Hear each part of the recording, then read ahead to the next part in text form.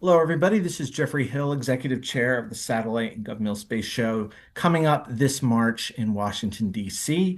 I am here with another one of our featured speakers on this year's program, Jeff Giard, Vice President of Strategic Partnerships at T-Mobile, where he leads strategic cross-industry alliances, most famously for this audience, T-Mobile's alliance with SpaceX, which was formed a few years ago to enable satellite direct-to-cell services and satellite-based connectivity strategies.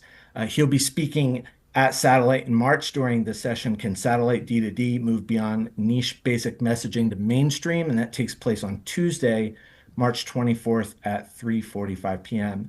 Jeff, thank you so much for being here today. Appreciate it. Good to see you. Yeah, thanks. Thanks for having me. Looking I'm forward to just the curious, conference. being a satellite industry professional who've attended many terrestrial cellular shows, trade shows in the past, what is it like for a terrestrial cellular professional to attend a satellite show? What's different about it? Yeah. Well, it's I have to say it's super exciting, right? Who doesn't want to do cutting edge things like connect your regular cell phone to satellites in space? So Mhm. it's been really amazing from that perspective, and I think just the intensity of everybody's excitement around this convergence between terrestrial and space-based communications, it's really infectious, right? Like Yeah, it's really grown in intensity since that first announcement we made in 2022. yeah. And in addition to that, I mean, it's an amazing feat of physics, right? Like that we're able to like connect your cell phone directly to space is kind of cool, right? Yeah, exactly. With no modifications to the device hardware, it's pretty impressive. Yeah, absolutely. So as I said, the satellite industry, we've been talking about satellite and terrestrial convergence for a while, for many years. When T-Mobile and SpaceX linked up in 2022, that seemed to be like the moment when everyone realized that convergence was really happening. I mean, we talked about it for a while, but it was like this is a moment where, both sides have really bought in. How has that partnership with SpaceX evolved over those years? Yeah, that's a great question. I think we were both excited about the possibilities when we made the announcement, and we knew there was going to be a lot of hard work ahead. And that proved to be true. Like you said, the physics of it is very challenging. But I think, the one thing that happens is when you dive into the trenches with another party, it really creates these like intense bonds, right? Like there was a lot of challenging work to get to where we were. And that's why it took us as long as it did actually have a commercial product available for consumers.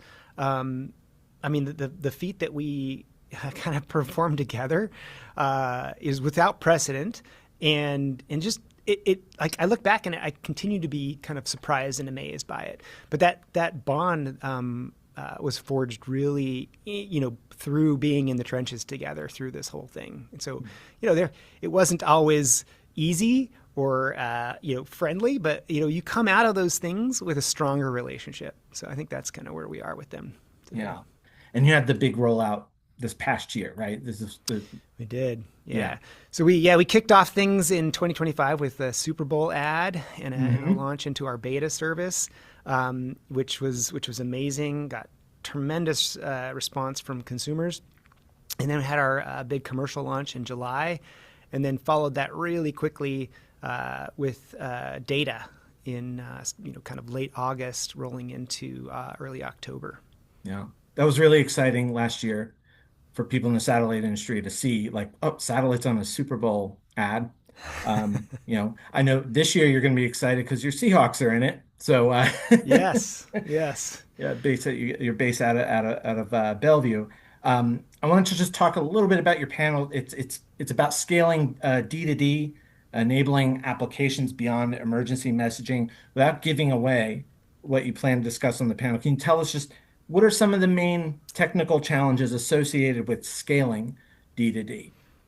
Yeah, well, I think we've done a pretty good job with SpaceX in bringing kind of an initial scale to this business. Like 655 satellites is a pretty significant scale.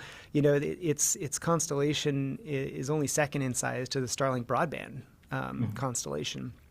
And so initially, there is a pretty decent amount of scale.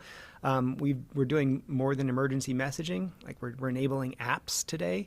And so I think the question is maybe better stated like what's next, and how do we continue this convergence between satellite and terrestrial, and that's really what we're working on right now. Is like how much scale is needed, how much additional satellite capacity or capability, or even orbital dynamics. What changes in that to bring additional coverage, additional capabilities? I think the eventual goal here is people don't have to think about how they're connecting or what they're connecting to. It just works wherever you Mhm. are, and you can do all the things that you do no matter which network you're on. Yeah, absolutely. Well, if you want to learn more about what's next, come see Jeff speak. As I said, he's speaking on the session, Can Satellite D2D Move Beyond Niche Basic Messaging to Mainstream? Takes place on Tuesday, March 24th at 3:45 p.m. at the Satellite Conference. Jeff, thank you so much for joining us today. Good luck to your Seahawks. I wish you the best and that we see you in March, and we're all very excited for your panel. Thank you so much for your Great. time today. Looking forward to it. Thank you.